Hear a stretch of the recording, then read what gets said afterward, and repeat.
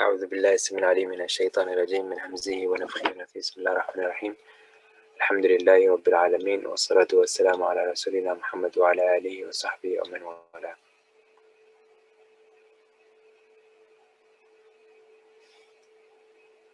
Okay, so how are you feeling today? How was your week thus far? What did you learn or unlearn this week? How did that change the way that you looked at your past, present, and their future? And what other hurt and pain in our history may potentially change per new learning?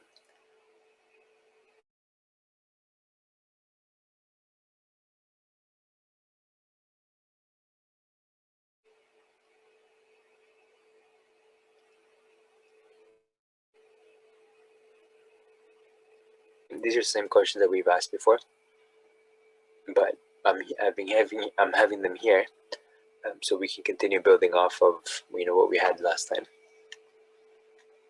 So just remember this. We're kind of like covering some of the basic information about how things work before we get to like finishing up step 3.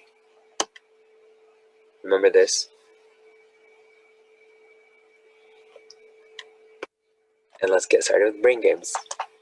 So but before we start the brain games, I have something for you guys. They're still brain games, but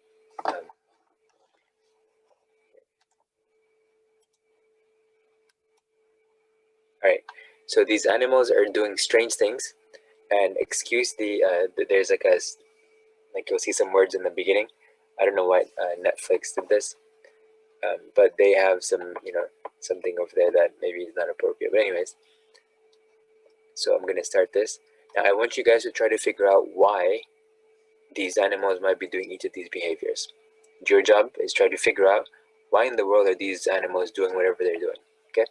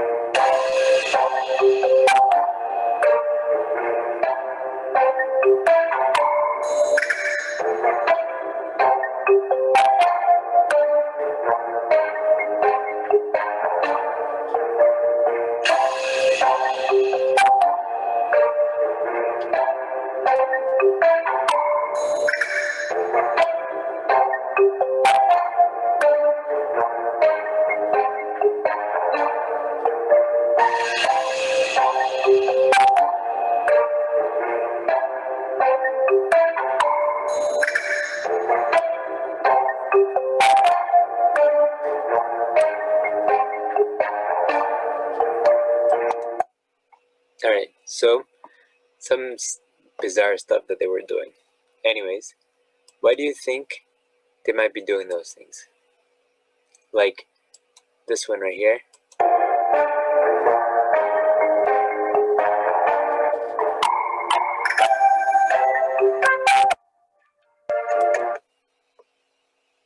Or these bears doing what they were doing about like jumping and getting in the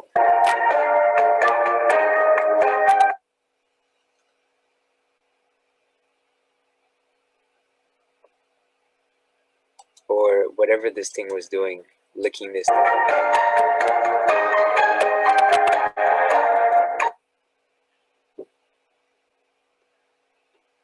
And whatever they were doing over here. So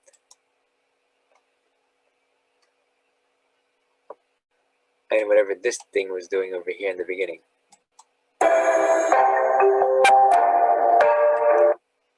With its head upside down. So what was going on? What do you guys think was happening? You guys can mention it out loud, or you can put it in the chat. What could be happening here? Now pretend that you are like a person who is like studying animals, and you are one of the first people that have ever seen something like this, and you want to document it and stuff, and you want to observe the behaviors and stuff. You want to be able to come up with an explanation of why it's happening, what could be happening, and all that. But you need to be able to actually do further studies, try to figure out what your hypothesis is going to be, and so on, right? So you're kind of going back in time, and like you can sort of pretend like that. Or even now, when they come up with new species, or when they find new species and stuff.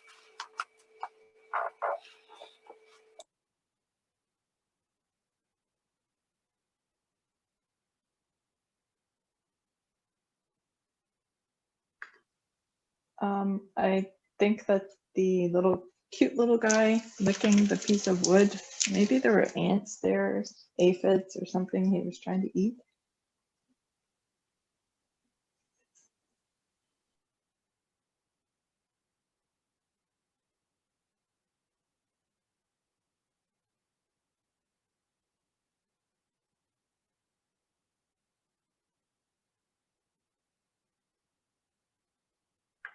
Something really small, because since I can't see it even. Maybe it's water, I'm not sure. Yeah, it looks like it's some water. And then there's I think this would.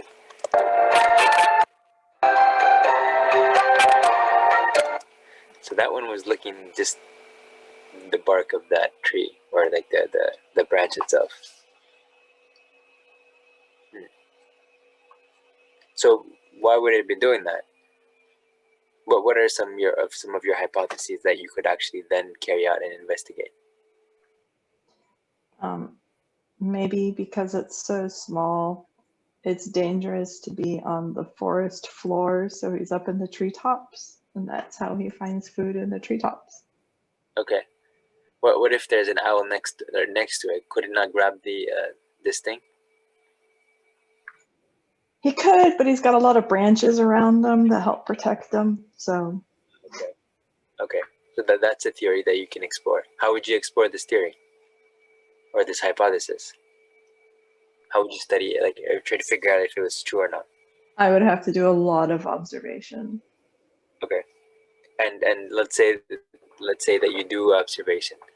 What kind of what would it look like? What would you do? Are you gonna do a stakeout, sitting in your car and stuff? Would you put a camera up there? What do you think?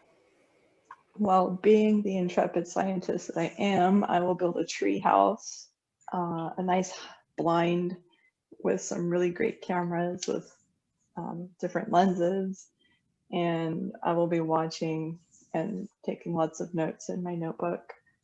I would try to get into its habitat and make myself unseen so that I could watch without interfering. Okay.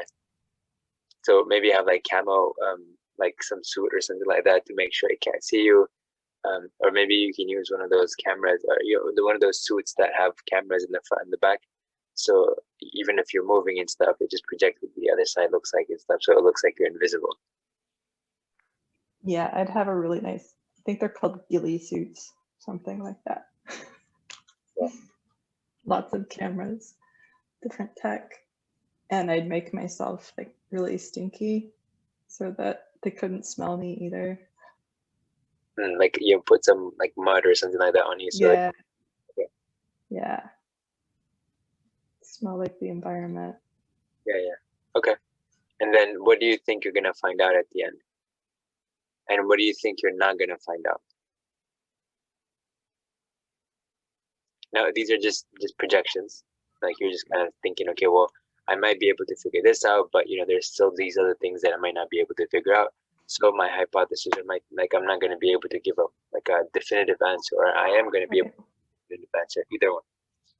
I think that I'll be able to know some of its normal habits, but I won't be able to rule out, for instance, that it never goes to the forest floor, or I won't be able to rule out that it's an omnivore, because I cannot watch them 24 hours a day, so I can't know for sure that they don't do activities. I can say that they do activities that I observe, but I won't be able to say they don't ever do certain things.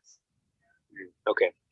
Okay, so there's going to be some sort of limit as to the amount of information you're going to be able to gather, or be able to conclude at the end of the day, in terms of, you know, like their like everything about them. There's going to be a limit as to how much you're going to be able to know about them, or to confirm about them.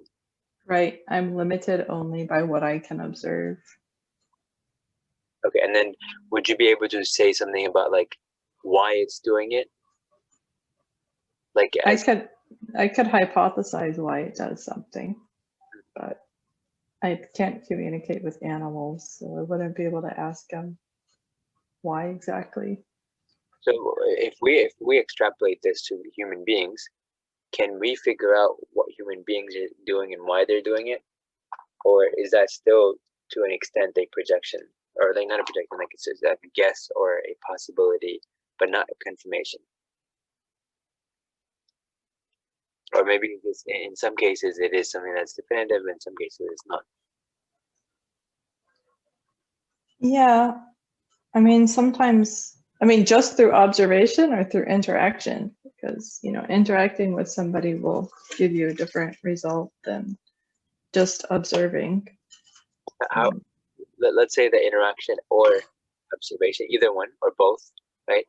But then at the end of the day, like think about or focus on like the idea that like maybe that person may not be telling you all the truth, or maybe they don't know themselves like the way Right, they should be, knowing themselves before they can tell you. Like they might like, but they're doing it for a certain reason. right. They may not actually understand their reasons for doing stuff. Yeah. Yeah. So in that case, how would you like? What would that look like? What would that scenario look like? The amount of information you'd be able to collect, or be able to be confirmed, or be able to confirm. I mean, you're limited to what you can observe and then explanations that they give. And I think that's it. And Sometimes things look a certain way, but they are actually really another way. So we're just limited. yeah, that's the point. I think that's an important point. About sometimes they might seem a certain way, even to the person who's talking about it, you know, about themselves, and then, you know, they might not realize certain things, and they might not realize why it's happening, but they might assume that the cause might be something, so they might say it like that.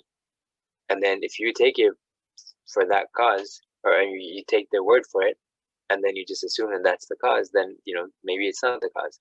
On the other hand, they might say it is the cause, but then you might have other data, or like whatever, that you have your own ideas and stuff, and or hypotheses, and you might actually say no, that's not the reason, or that's not the cause and stuff, right?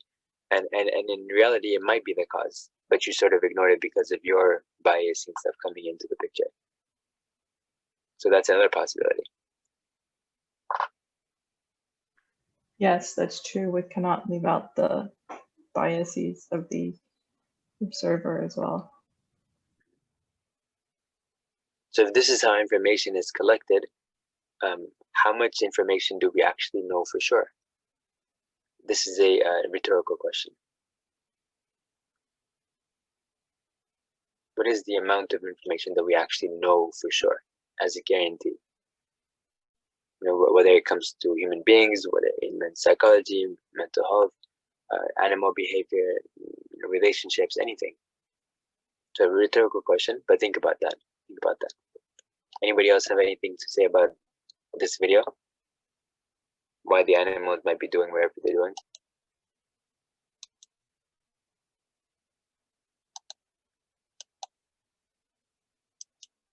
I think one of them was like biting the mom's tail. Yeah, right here. So that was weird. So why do you think that? Anybody else have any comments?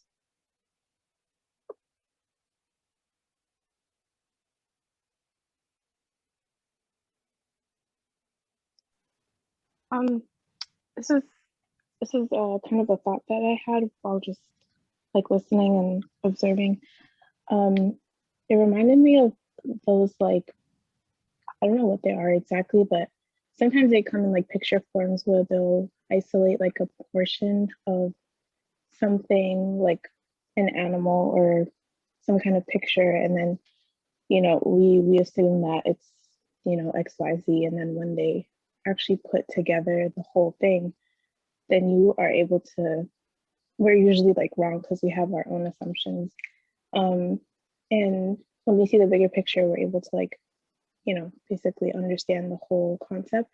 So it was just something interesting that I kind of thought of about how, like Sister Tara said, something might seem one way, but then it's actually not as it seems. But yeah, those are kind of just my thoughts. Yeah. And if you look at it in reality, in life, a lot of times we have some data points, but not all of them. And so we are pretty much filling in the gaps based on our perceptions, our biases, our projections, and so on.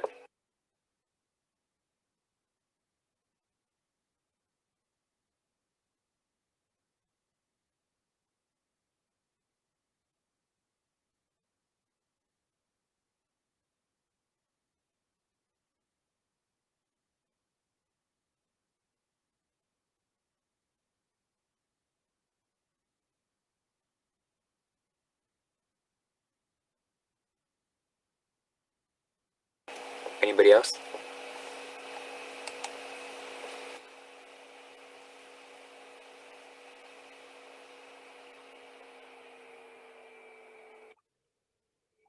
Anything else on this? Okay, so we'll pause. We'll close this off here, and then I want you guys to think of something that might be, for example, a recent event. It could be like a current event. It could be something that happened in the recent past. It could be something that happened early in history. It could be something that you are facing or people are facing. It could be COVID-19, for example. It could be future prospect of, let's say, the stock market. It could be anything that you guys are exposed to, and there are a lot of questions as to the why, the how, the what, all these things associated with them. So think of a topic, and then we're going to map out how to approach a situation like that. So you're the one who is seeing a topic, or like whatever the topic, you're exposed to an idea or a concept or a topic or whatever, and then what your goal is going to be to figure out how you can navigate it, right, most effectively. And now again, that implies having to come in and then learn about the whole situation, and then be able to figure out what's right and what's wrong, what's like, how did things happen and stuff, and then be able to navigate according to that information. But then also, therefore, or thereafter, figure out where things could have gone wrong, where are things that you needed to assume, that without, you couldn't just know and stuff, and so you had to just sort of assume something and then kind of move forward, kind of like that. So this is an activity where you guys get to do something like that. It could be, maybe you're struggling with a situation in one of your programs that you guys are doing, and you want a solution. So you present this problem, and then we can come up with a solution together, right? And then we can talk about what are some contingency plans, what are some backups, what are some things that could go wrong, for example, and how do we address them, and so on and so on, right? So that's the idea with this activity here. Before we go to the videos, just wanted to go into this right here. So somebody come up with a scenario that, or anything, any problem, any scenario, anything that's perplexing, anything, and then we'll go with exploring that a little bit together. Because again, we're focusing on how knowledge works, and how people approach things, and how sometimes they approach it in a certain way, but then they present themselves as super confident, as as if they know 100% of something and stuff, right? So let's get started. So somebody pick a topic, and you guys can also type in the chat, and then I can copy and paste as you need.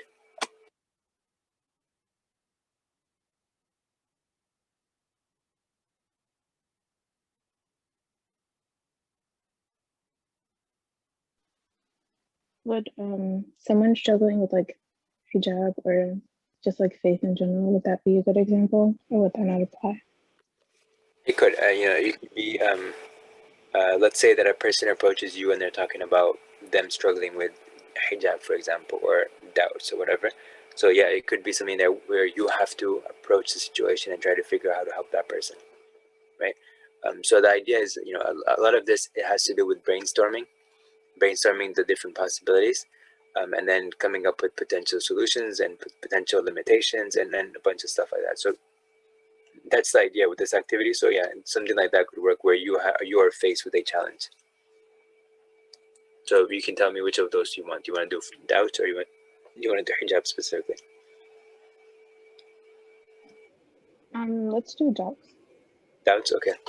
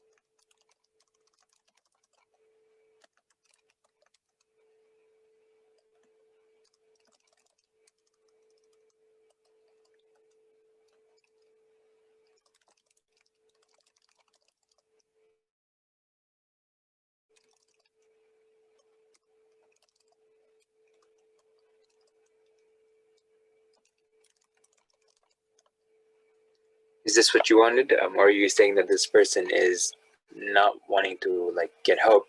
They're just sort of like they decided they just it's not for them. Like, is it a person who's asking you, or is it not a person like that?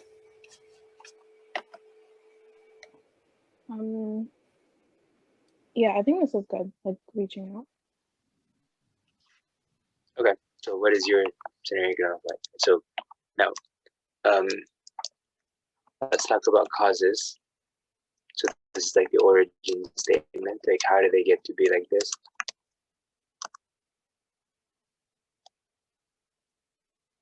What else? We could talk about dynamic, and then we could talk about solutions. We could talk about limitations. So go ahead and list some causes, some potential causes.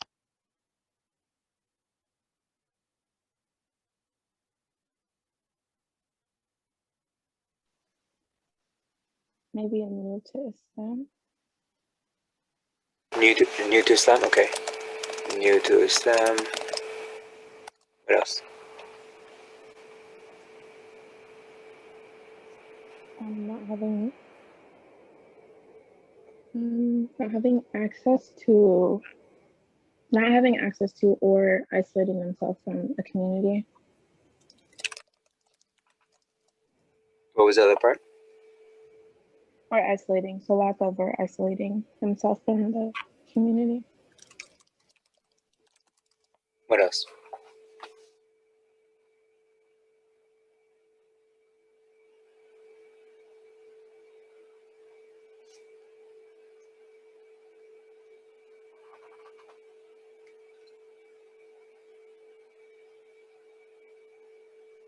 Maybe like some, I'm trying to see how to word it. Like not having the correct understanding, or like, I'm not sure. Maybe like have them in one light from family or friends. I'm not sure how to word that though.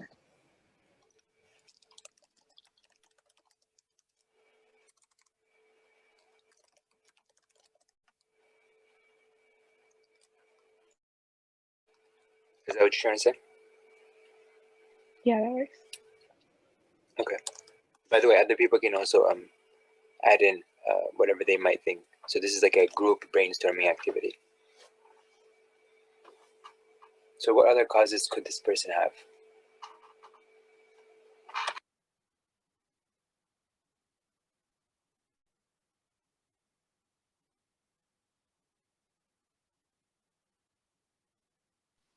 Maybe also like just being forced to do whatever it is, or forced to.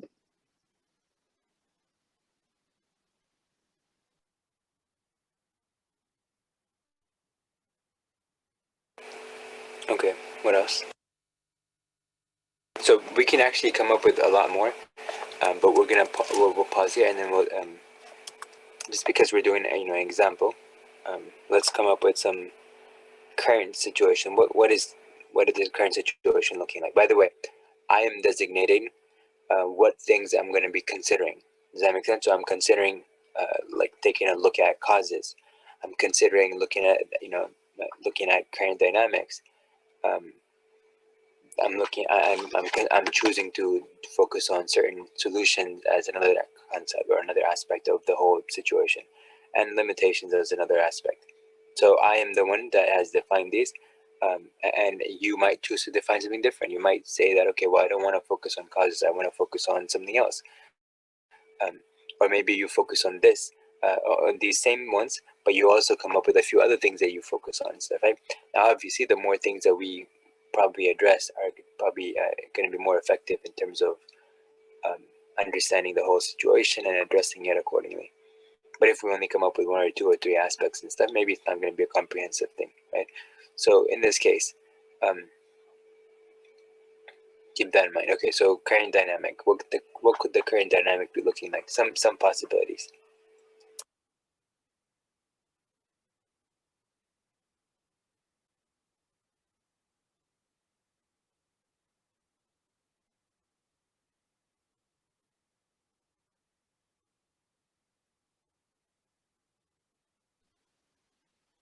Could it be just like anything, like they're a college student who's struggling with depression? Is that kind of what you're looking for when you say dynamic? Yeah. So you said maybe they are going through like life struggles, and so maybe that stress caused them to doubt other things as well. Like maybe they were struggling in life, and so they said, why is Allah not helping me, or something like that, right? So there could be that.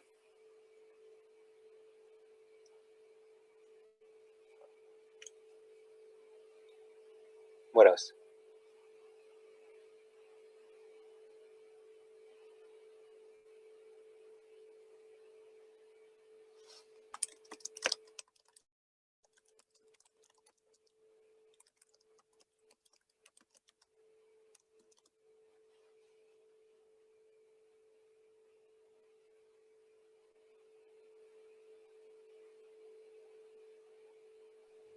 I'm struggling to come up with things that aren't life struggles.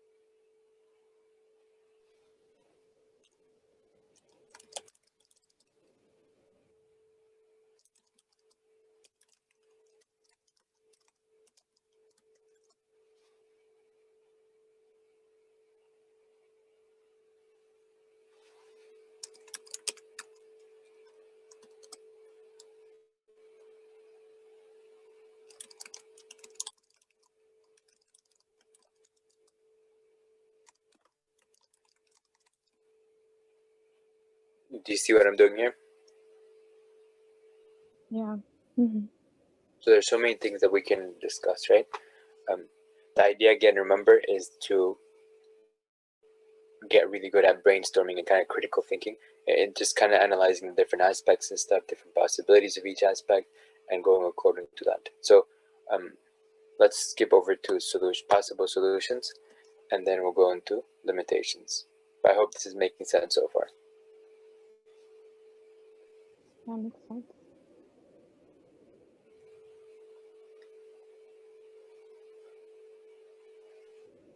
Could a limitation be just living far away from masjid, Muslim community? Okay, so limitations.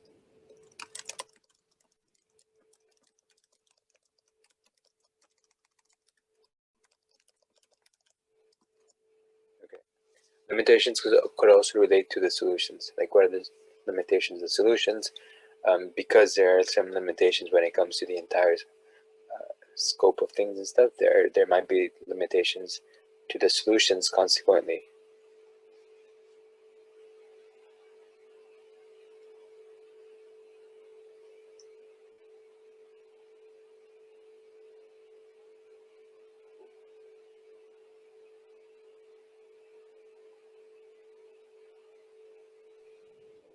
A busy schedule? What's that? Or not? A busy schedule? Okay. Busy. So technically, busy schedule could also work over a current dynamic, right? Yeah.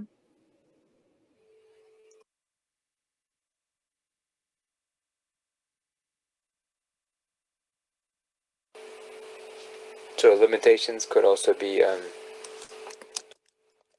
motivation related.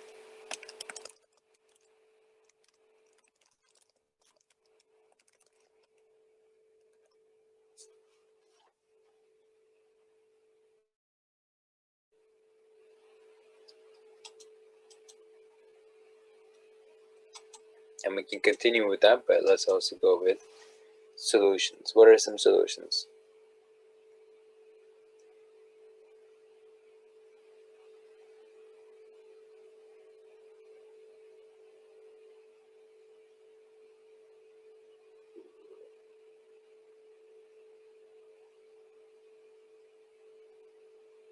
Anybody?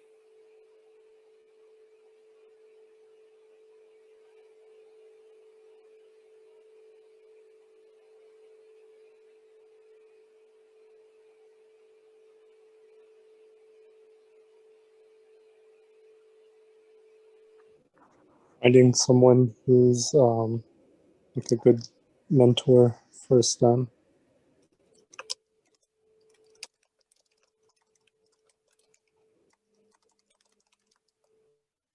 Okay.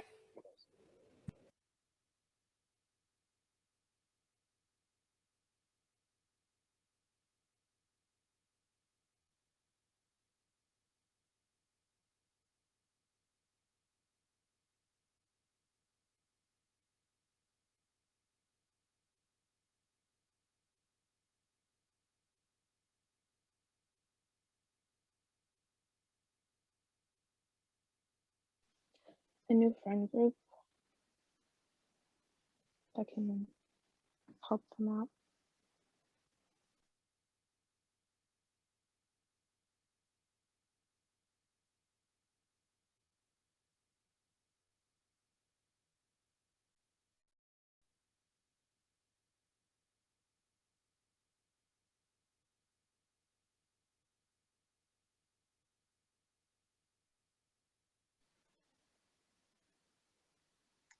A resource like availability, maybe just sharing that.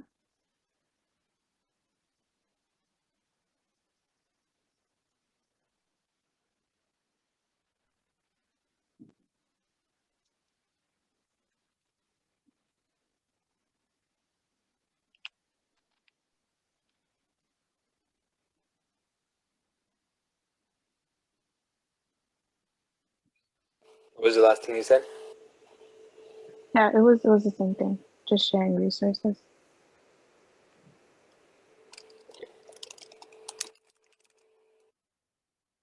Okay, so I hope you're getting the idea. If people are looking at a tree or an animal, like we did today, or a random situation like the landscape or something like that, or you're looking at a scenario like this, how would you approach that? And what are the limitations from your side in terms of understanding this person's situation or dynamic and so on, right? And how do we go forward? And what potentially you can also look at, like how this person might be thinking themselves. You can also play from their mindset as opposed to focusing on us, right? So I hope that made sense. And we're going to continue doing some real life scenarios. So be ready next time, like come up with something and kind of have it ready as a topic, and then just join in the brainstorming. I want to do brainstorming a lot, because that's like it really helps with critical thinking and so on, and it helps us actually not limit the number of possibilities for no reason. Like it helps us kind of like really see things clearly and stuff, because you're like, okay, well, it's not just clear cut this or that and stuff. There's a lot more to it, so let me explore it a little bit, right? So yeah, so brainstorming is very important. I hope that made sense. Which one do you guys want to watch first? The skeptics one or the realist one?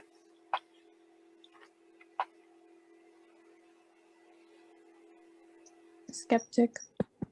Okay. Now, this is talking about how information is acquired and how, some of the theories from the past and how they're used currently as well, right? So, there we go. So keep that in mind, that this is the context of this video.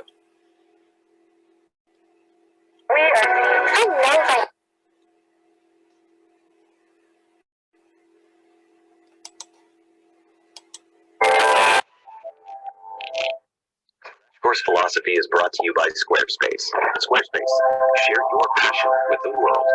Film for your philosophical consideration: The Matrix. You gotta remember the humans floating around in the vats of KY jelly, tubes and wires keeping them alive, stimulating their brains to make them believe that they were experiencing the real world, the world we all think we know. Well, almost 20-year-old spoiler alert here. Some of them come out and find that the real world was a desolate wasteland, and the lives everyone thought they were living were just fabrications fed into their brains. A select few were rescued from the illusion, but some of them were so unhappy in the real world that they chose to return to the illusion. But Neo and the others who chose to stay and fight were the philosophical heroes of the movie, choosing truth at the cost of comfort and happiness. After watching The Matrix, you might have found yourself wondering, could this be true? Could we possibly be stuck in a dream world of someone else's making with no way to tell that our reality isn't real at all? If so, you are not the first person to have wondered about these things. In fact, the original Neo, the guy who really went into battle against the matrix of illusion in order to defend the truth, he was a 17th century mathematician named Rene.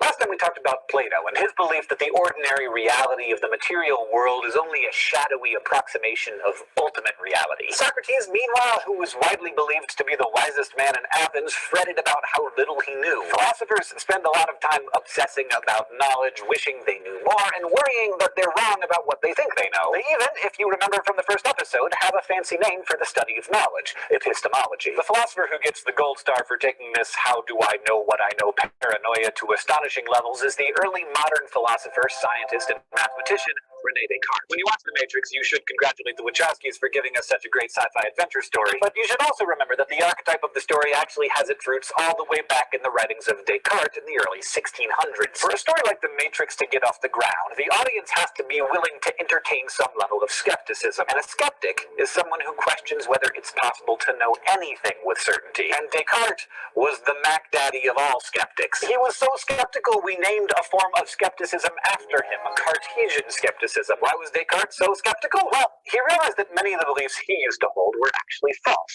We all go through this. It's part of what we call growing up, learning those horrible truths about Santa and the Tooth Fairy, that you can't actually buy everything you want and need for just $100, that your parents don't really have all the answers. But realizing that he used to believe things that were false really got Descartes to thinking, because when he believed those things, he didn't realize they were false. So what if some of the things he still believed were also false and he just hadn't realized it yet? How could he know that his beliefs were true? Well, after a bit of a freak out, Descartes realized that the only way to make sure he wasn't holding any false beliefs was to disbelieve everything, at least temporarily. He offered this as an analogy. Imagine you have a basket of apples, and you're concerned that some of the apples might be rotten. Since the rot could spread and ruin the fresh apples, the only way to make sure there's no rot in the basket is to dump out all the fruit, inspect each apple in turn, and return only the fresh apples to the basket. Knowing that just like rotten fruit, a rotten idea can spread and infect all the ideas around it, Descartes upended the apple basket of his beliefs and decided to start from scratch. If he examined each possible belief carefully and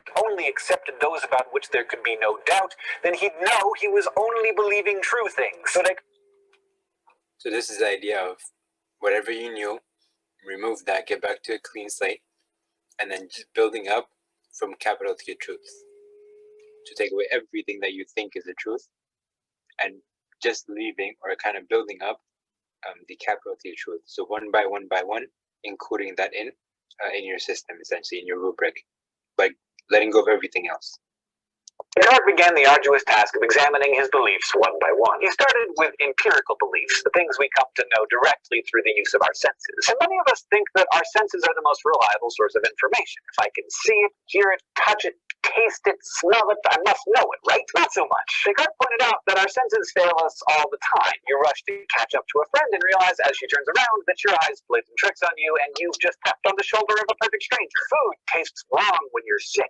Drink too much and you feel like the room is spinning. Water that's room temperature feels hot when you come inside after playing in the snow. The list goes on. You can probably think of countless times where your senses gave you faulty information. And once you realize that, how can you ever trust your senses again? And for Descartes, disbeliever of everything, it got worse. Have you ever had a dream so vivid you thought you were awake? You probably had that dream when you were dreaming, or you dreamed that you woke up from a dream, but in fact we're still in a dream. Not everyone has had these experiences, but many of us have, and given that we don't always know that we're dreaming while it's happening, how do we know we're not dreaming right now? Maybe you just think you're watching Crash Course, but in fact you're cozied up in bed, dreaming about me, which, hey, like, who could blame you? But really, when you think about it, can you be sure that it's not the case? I might be thinking, okay, sure, I probably deceive myself from time to time without knowing I'm doing it, but dreams end, and when I wake up, I realize that what I thought I was experiencing was all in my head. And the same is true for when my senses let me down. Those are just temporary instances isolated to a particular situation. As soon as the situation changes, I can realize that my experience was false. This quality, the ability to check in with yourself and figure out that you're experiencing a deception, describes what Descartes called local doubts. Those are doubts about a particular sense experience or some other occurrence at a particular point in time. Step out of that point and you can check to determine if you've been deceived. But what if everything is a deception? What if everyone is experiencing the same false reality from birth until death? What if nothing is as it seems, just like in the Matrix? This type of doubt, the kind you can't step out of and thus can't check, is called global doubt, and it's the subject of this week's Flash Philosophy. Let's go to the thought bubble. Philosopher Bertrand Russell illustrated the concept of global doubt with this troubling thought. What if the universe was created just 5 minutes ago? In this scenario, known as the 5-minute hypothesis, the creator of the universe could have designed many elements of the world to make them appear pre-worn, so as to seem old. From dinosaur bones fashioned by the creator and planted for us to find, to that scar on your knee put there by the creator along with the preloaded false memory of how you got it. It seems crazy, but there's no way to prove that it isn't the case. The question for Russell was, does it matter? Descartes thought it did, but as a good Catholic, he couldn't fathom a world in which God would plant globally false beliefs in all of our minds. So instead, he posited the existence of an evil genius whose purpose in life was to deceive us and who was clever enough to do it. Descartes didn't actually think such a being was likely to exist, but he realized there was no way to rule out his existence, and as long as the evil genius was possible, he worried that we were all stuck in a radical skepticism in which we really can't trust any of our beliefs.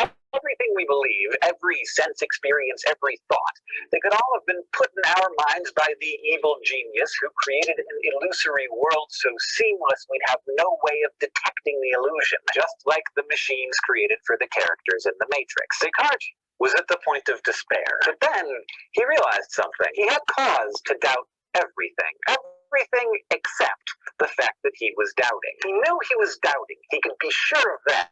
And if he was doubting, then he must exist, at least as a thinking thing. After all, a doubt is a thought, and if there is a thought, there must be a thinker having those thoughts. So Descartes decided that he couldn't know that he had a body, what he believed to be his body. Okay, so this part right here, going backwards, if you thought something, then it must be coming from you, and if you, that means you must exist, and so on and so on. This is also the argument that is used sometimes by people who say that they argue about the existence of God by saying that there must be a necessary cause of everything, you know, instead of having infinite regression go all the way back to, like, you know, infinite whatever. In this case, you're saying, no, there must be an absolute, like, you know, ultimate cause of everything. So this is sort of similar to that idea. Body could have been part of the evil genius's deception, but he must have a mind where he couldn't be having these thoughts. This was Descartes' aha moment. In his book, Meditations on First Philosophy, he declared, "Cogito ergo sum." I think, therefore I am. It's one of the most famous realizations in philosophy. I cannot doubt my own existence. I can doubt everything else, but I can't doubt that I am, bare minimum, a mind having thoughts. This was Descartes' foundational belief, the first belief he put back in his apple basket. And from there, he figured he could build back up to more certain beliefs. One idea was that God exists. He gave an argument for this, which we're going to examine in a later episode. But for now, take my word for it, it's got some problems. And from there, he considered his beliefs about the physical world and concluded that it too actually exists. Ultimately, he determined God wouldn't allow him to have clear and distinct ideas that were false without some way to detect his own error. So he concluded the evil genius is not actually fabricating lies that consume our every waking moment. Descartes managed to reason from Cogito all the way back up to having basically all the beliefs he started with back in his apple basket, which is the story of how René Descartes, with the power of skepticism, defeated the threat of the evil genius, much like how Neo ultimately short-circuited the Matrix, though considerably less impressive to watch, I imagine. He found certainty through his discovery of the one belief that he simply couldn't doubt, his own existence as a thinking thing. But there is a lot of debate among philosophers as to whether Descartes actually manages to justifiably believe anything other than that he exists as a thinking thing. And we'll talk more about that next time. This episode of Crash Course Philosophy is made possible by Squarespace. Squarespace is a way to create a website, blog, or online store. One of the great challenges in this world. Okay, so that was the first one, and then there's this one. Course Philosophy is brought to you by Squarespace. Squarespace, share your passion with the world. Time we're done today, I just might have you questioning whether this apple is real or not. Think I can't do it? Give me about 10 minutes. I might have you wondering whether I'm a physical object or not. And the same goes for all this stuff. And for your computer, and Nick behind the camera, and you. How? By unleashing the power of empiricism.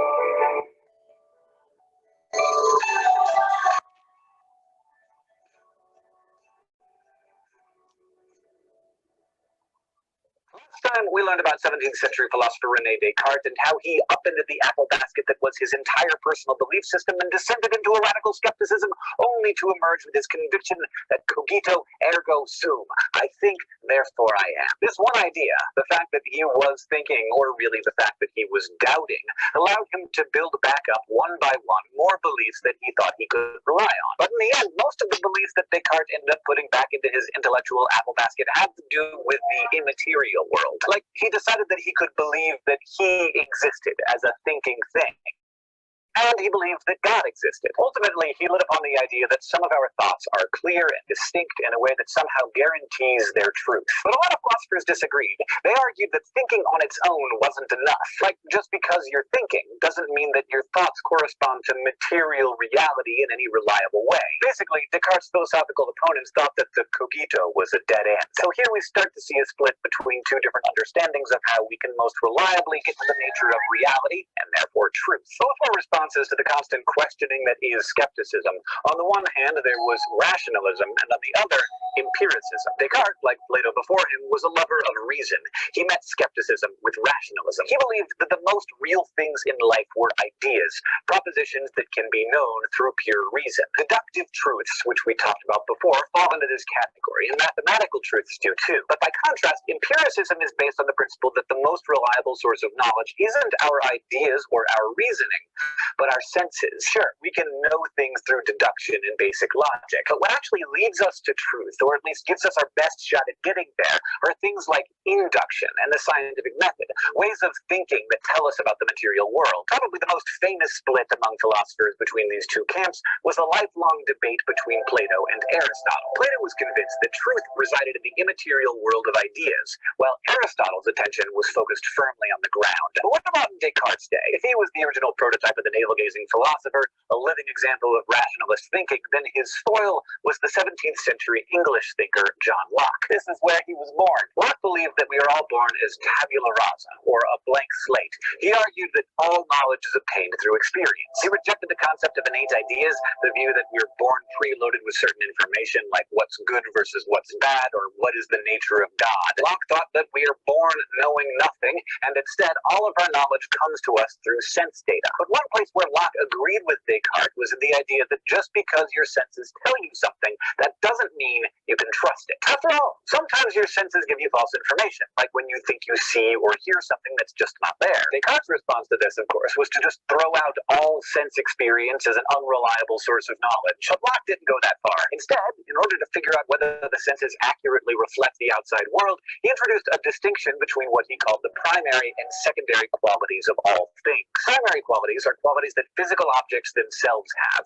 They're not in our minds, Locke argued. They're actually in the stuff. These primary qualities include things like solidity, the density, weight, and mass of an object, and also extension, the height, depth, and width that a certain thing has. He also included figure, or the shape of an object, as well as mobility, which is this, whether it's stationary or in motion. So primary qualities, Locke said, belong to the thing itself. Take this apple. It weighs maybe 150 grams. It's the size of my palm, roundish but firm with the slightest bit of give, and right now it's moving through the air. Those are its primary qualities. So it has secondary qualities too, and by Locke's standards, they are not real, at least not in the objective, agreed-upon way. They're just in our minds, but they get there through the primary qualities. I'm talking about things like its color, taste, texture, smell, and sound. The secondary qualities of this apple are its redness, how it tastes and smells and feels on my tongue and hand, even how it sounds when I bite into it.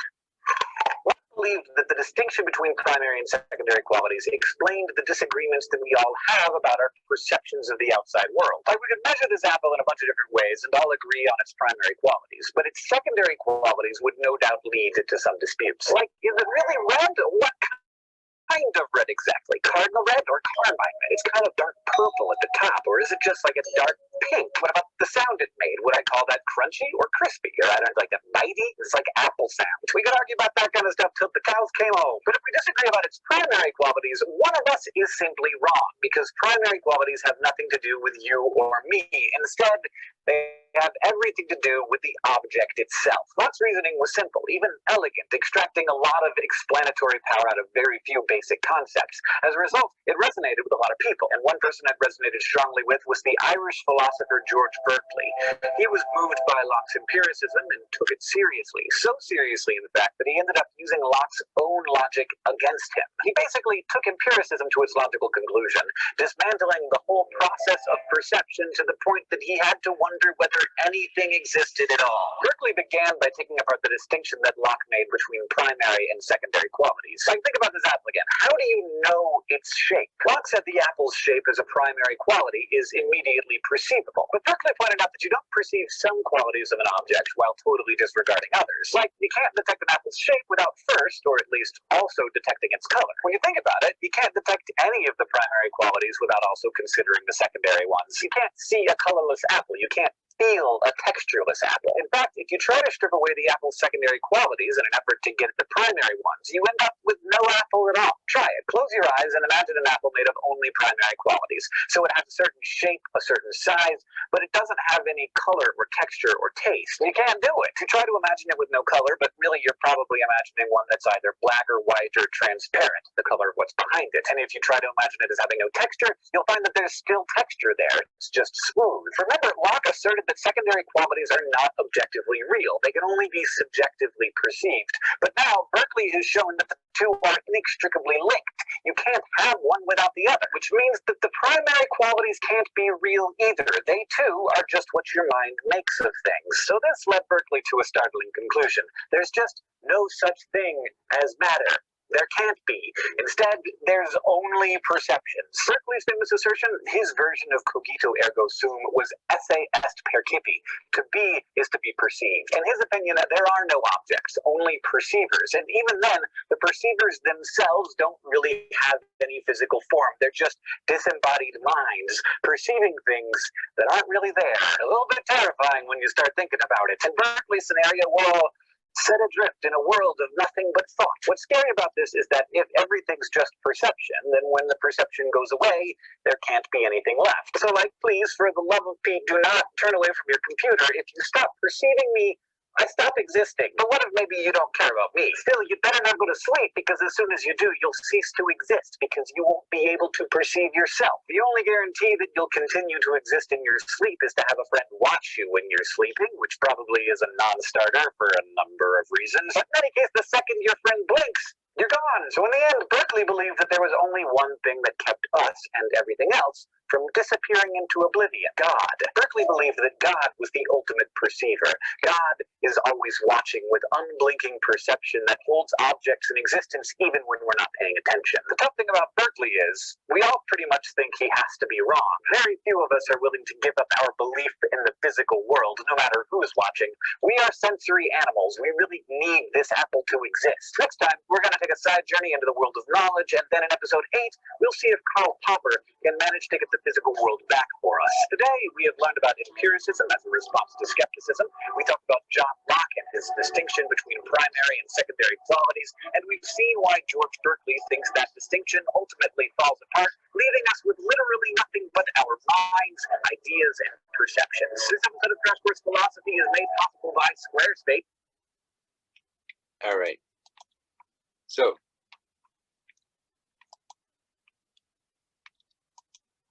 what did you guys think about that?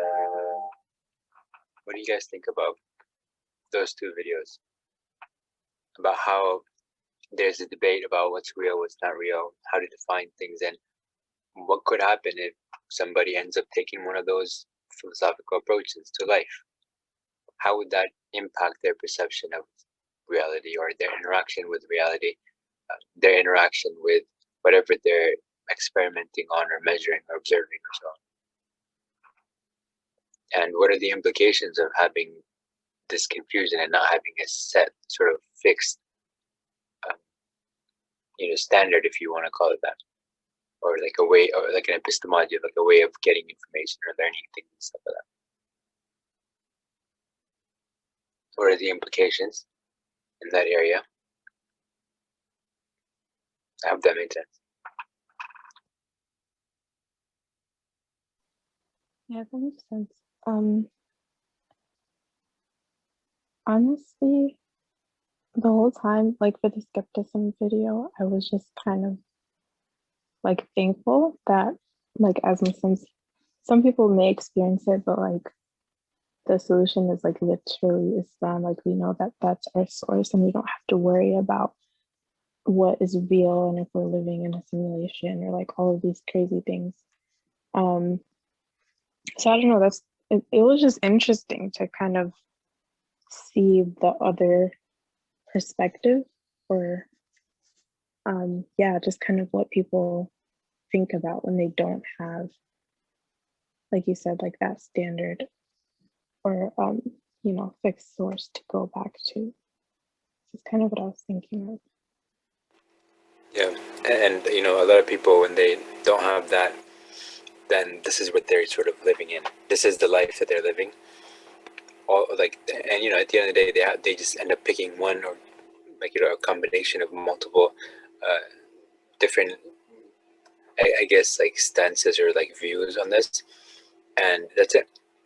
So philosophy is like, where there's many different possibilities, and you just kind of like jump on one of them and say, this is what I'm going to believe in and stuff, right? Can you prove it? Is it really the true, like the real one and stuff, right? Well, you don't know, because there's so many other philosophers who are going to come up with a different school of thought, or come from a different school of thought, and they'll disagree with you. So now it's like, okay, well, hey, I'm just going to pick mine and you pick yours and stuff, and we're all good to go, right? But no, because in this case, what you're believing, it contradicts what I've been believing, and this is about reality. So how do I do that? Like, if you believe that cows don't exist and I say cows exist, then we can't really connect with each other.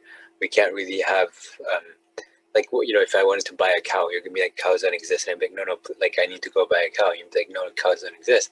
And like that kind of dynamic, that kind of stuff can really cause problems in life. So if everyone has a different, or like people have uh, different schools of philosophical approaches that they go with, then you can see how confusing things can be. Number one, because they don't have confirmation about their things, but on the other hand, there's so many of them that you don't know which one's the right one. Like, okay, well, maybe mine may not be the right one, but I'm okay with this for now and stuff. And like, it's like there's all this stuff that happens, or that could happen or that does happen, because of the fact that we have multiple different, I guess, approaches or schools of thought when it comes to reality and how it works and stuff.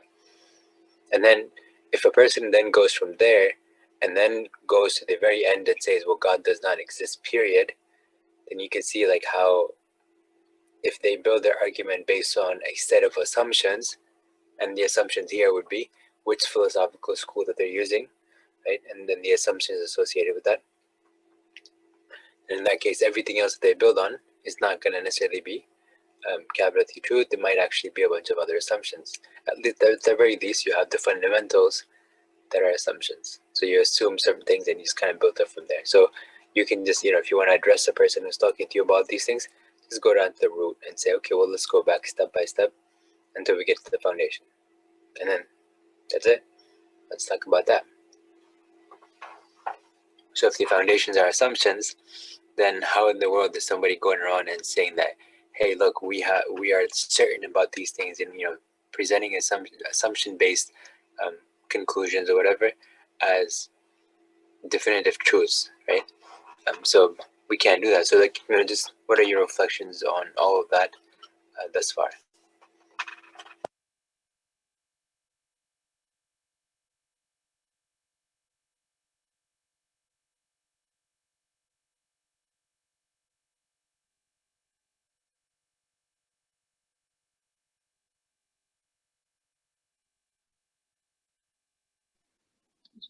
It just seems like a really stressful way to live, honestly.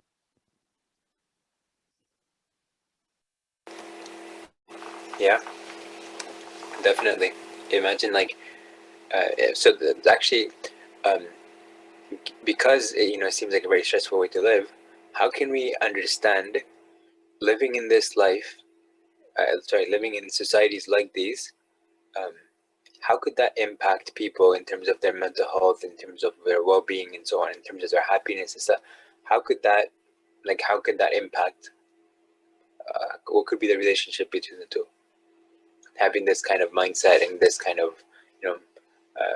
sort of framework that you're using, and its implications in your daily life overall, health, mental health, like all that stuff. What could be the relationship there?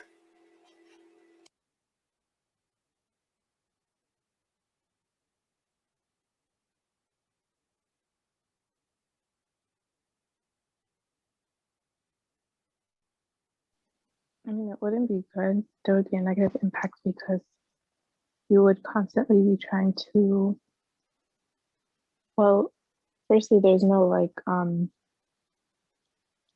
boundaries when it comes to what like a person is trying to understand or is capable of understanding, and that might drive someone to like literally insanity, trying to like wrap their minds around things that they can't even understand, or just yeah, I don't know.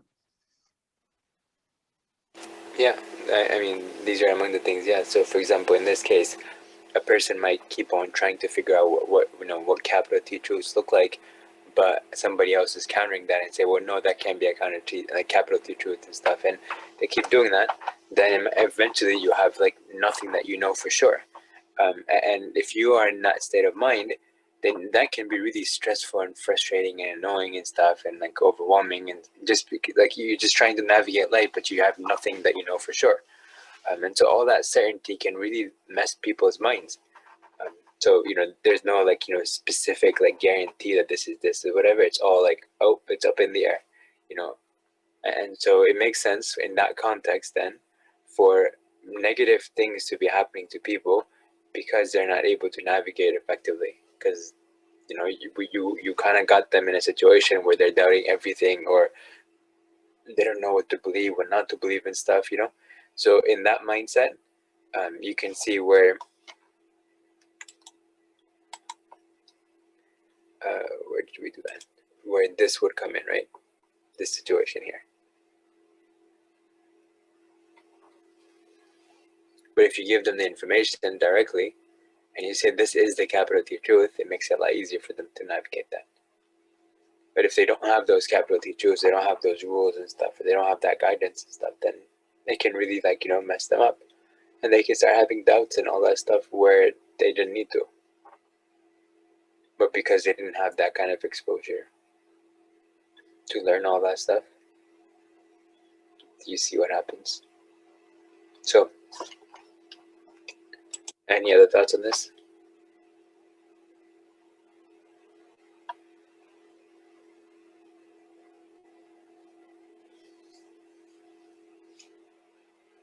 Okay.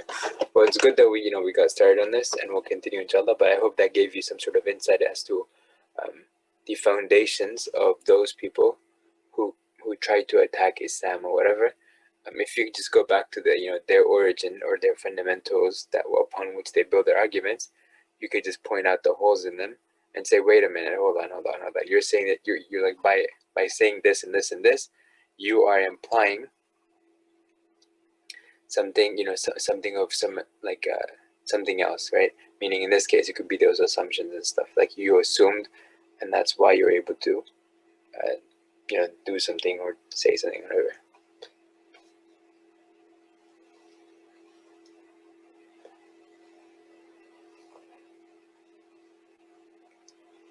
So continue exploring this. You guys can go back to the videos and see what's going on, and then inshallah, as we go forward, we will have some more stuff, and then and also remember for your homework to think of scenarios and stuff that you would like to discuss, inshallah. So with that, if you don't have anything else, then we will go ahead and pause.